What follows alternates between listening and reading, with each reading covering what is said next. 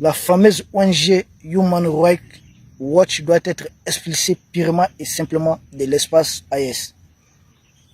L'ONG en question, est-ce une présence physique ici? Je ne crois pas. Mais souvent peut-être peut envoyer des missions ponctuelles. Si c'est le cas, il faudrait suspendre tout visa à un membre quelconque de cette ONG. Une ONG qui se retrouve félicitée par les groupes armés terroristes, ça montre que c'est vraiment leur partenaire, sinon nous ne comprenons pas. À présent, l'ONG en question n'a publié aucun communiqué pour condamner, c'est désolidariser des groupes armés terroristes. Nous avons vu un fameux Wassim Nasr. En tout cas, la vidéo que nous avons suivie, c'est lui qui est en train de raconter des conneries en porte-parole des terreaux. Lui, même Wassim Nasr, je ne sais pas comment le distinguer même des terreaux là. Et l'ONG en question, Human Rights, qui est d'ailleurs financé en grande partie, n'oubliez pas, en 2010, George Soros avait donné jusqu'à 100 millions de dollars d'aide à cette ONG. Or, qui est George Soros? C'est ce monsieur qui est derrière beaucoup de déstabilisations. Il est devenu milliardaire avec une spéculation contre la Banque d'Angleterre. Un monsieur de l'État profond, George Soros, pour qui s'intéresse un peu à des questions géopolitiques, doit savoir qui c'est. Ce monsieur, c'est pas quelqu'un d'ordinaire. Il est dans les sales coups. L'ONG Human Rights qui dit ne pas vouloir des fonds des États. J'ai dit, mais vous, à l'origine, là, quand vous créez, dans les années, je ne sais pas, 75, 78 là-bas, quand vous créez, c'était pour surveiller les accords d'Helsinki. Ce n'était pas pour vous propager, vous étendre en Afrique.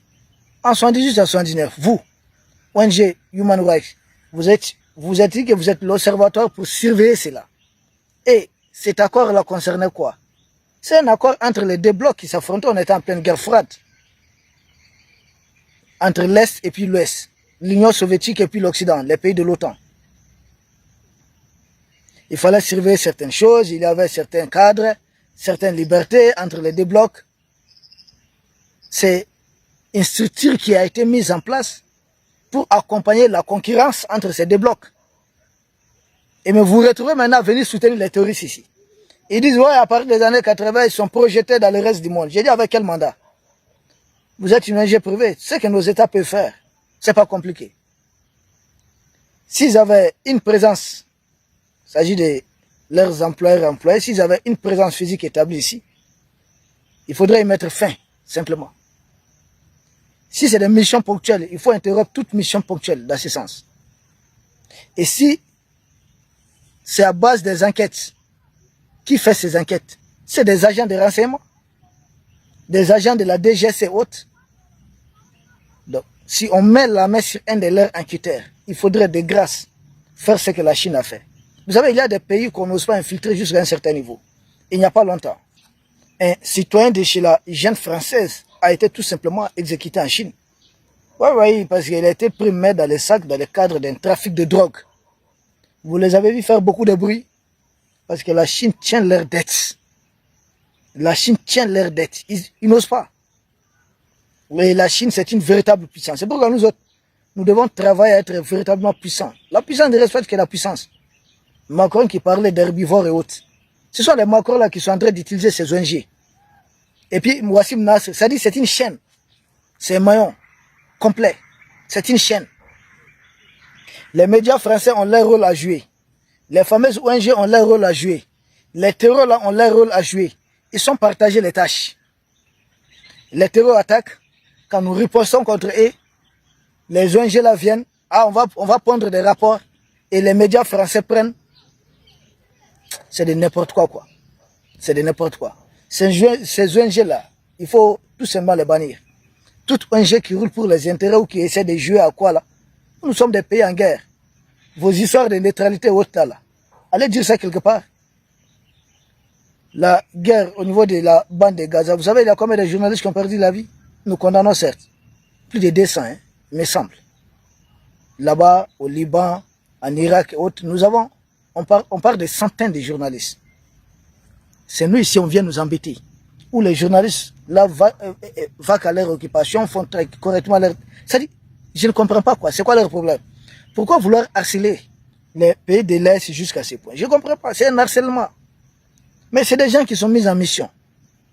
L'autre jour, j'attendais que ouais, le Mali a suspendu les vols humanitaires. J'ai dit, allez-y doucement avec vos histoires de vols humanitaires. Ça, c'est toujours dans le prolongement. Parce que quand nous avons décidé de mettre la MINUSMA dehors, il y a certains volets peut-être qu'on a gardés sur place. Vols humanitaires, là, il ne faut pas que ce soit des vols d'espionnage. Nos autorités ont le droit de vérifier. Donc je ne vois pas pourquoi les médias français s'en mêlent. C'est quoi votre problème? Et nous avons vu il n'y a pas longtemps encore un autre média français qui publie que le Mali a reçu beaucoup de véhicules militaires transportés par un navire russe qui serait sous sanction. J'ai dit, mais qu'est-ce que vous voulez? Vos ONG, vos médias et autres. Nous devons mettre tous ces gens dehors là. Vous savez, le temps de la guerre, ce n'est pas le temps de jouer à certaines questions. Démocratie à la française, démocratie, c'est pas à l'occidentale, démocratie. Les pays se cherchent d'abord. Ils nous attaquent. C'est une guerre par procuration. Plusieurs pays derrière. Nous défendons. Et tous les moyens sont bons pour se défendre. Nous avons eu l'Iran en guerre. Personne n'ose manifester contre les autorités en place. Parce que ça serait affaiblir les pays de l'intérieur. Et tous ceux qui sont en train d'aboyer là, là, il faut trouver un moyen. Nous devons trouver un moyen dans l'espace est. Les envoyer au front ne suffit pas. C'est des agents de l'ennemi. Il faut vraiment prendre une loi contre les agents de l'ennemi. Même si c'est au niveau confédéral. Nous avons déjà un tribunal à ce niveau. Il faut le prendre à ce niveau. Si c'est la peine capitale qu'il mérite, mais qu'il passe par ça. S'il faut peut-être sacrifier quelqu'un tordu pour que d'autres vivent en paix. Mais pourquoi hésiter? Nous avons vu des pays en guerre. En Israël, nous avons vu les images. Personne n'ose diviser. Il y a une sorte de censure militaire. C'est le cas en Iran aussi. Mais nous, dans l'espace AS, on nous demande d'étant en guerre, de faire comme si nous n'étions pas en guerre, de permettre aux gens de diviser certaines images, de relayer certaines propagandes, de faire non, ça passe pas. Ça passe pas. Il y a certains groupes WhatsApp, des gens qui sont en train de vouloir, certains Africains, mais l'Afrique aussi est tombé bas. Ouais, nous, on est journalistes de la CEDEAO, on crée un groupe WhatsApp et on fait tout comme à déstabiliser les pays de l'Est. Vous êtes dans des petits jeux comme ça, dans des petits calculs, et vous pensez que les gens ne savent pas ce que vous êtes en train de faire là-bas. Les gens le savent.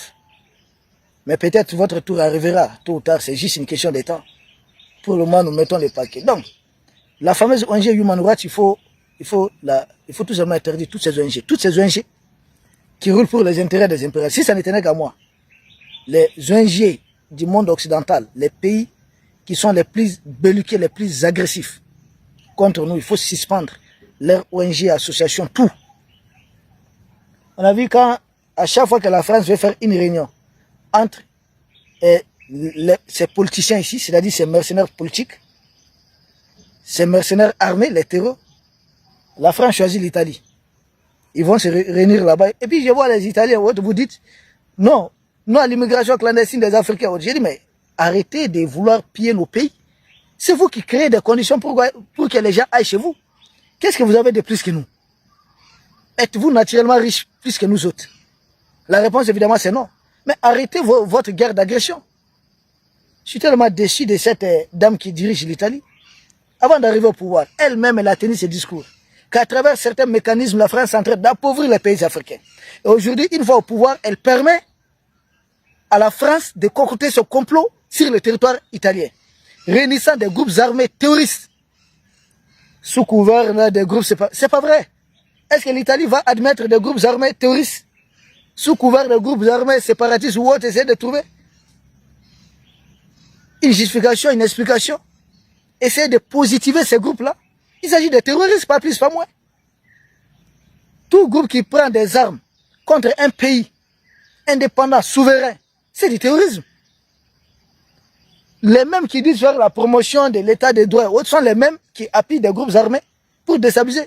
L'Italie, c'est parce que l'ennemi aussi est intéressé par le pétrole au nord du Mali. Donc pour vous, le pétrole vaut mieux que la vie. Mais qu'est-ce que vous... Mais Trump vaut mieux souvent que vous autres. Parce que Trump, lui, il dit directement, je vais tel pétrole, je vais chercher ce pétrole. Mais vous agissez par hypocrisie.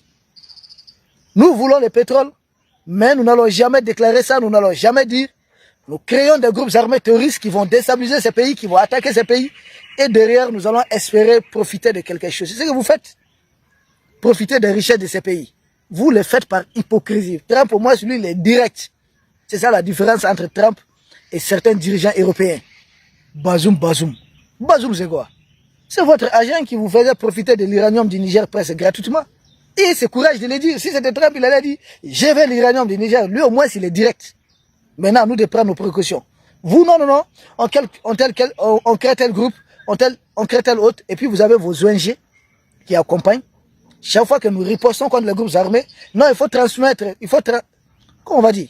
Il faut transformer toutes nos victoires en exactions. Que nous avons commis des exactions hautes. Attendez, vous êtes sérieux?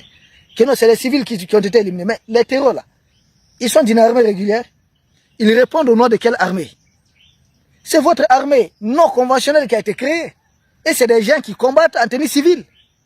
Et les éliminer, vous dites que non, il s'agit des civils qui ont été éliminés. Non, ce n'est pas des civils.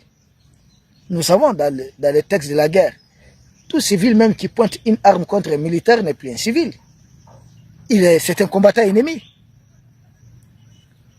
Vos terreaux combattent en tenue civile, mais en réalité, c'est des mercenaires. Ce n'est pas des gens qui ont des insignes, qui ont des trucs d'une armée régulière.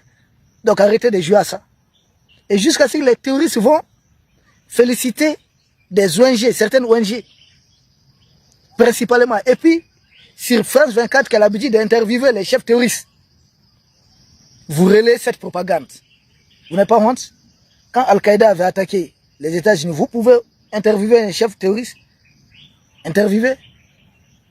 Si encore Al-Qaïda avait réellement attaqué les États-Unis, quand même. Même chez vous, il y a eu beaucoup d'attentats. Et ceux qui ont revendiqué ou ceux à qui on a fait porter les chapeaux sont les véritables commanditaires de cet attentat. Vous jouez avec la vie des gens. Vous jouez, vous êtes dans un jeu, vous êtes très cynique. Très cynique.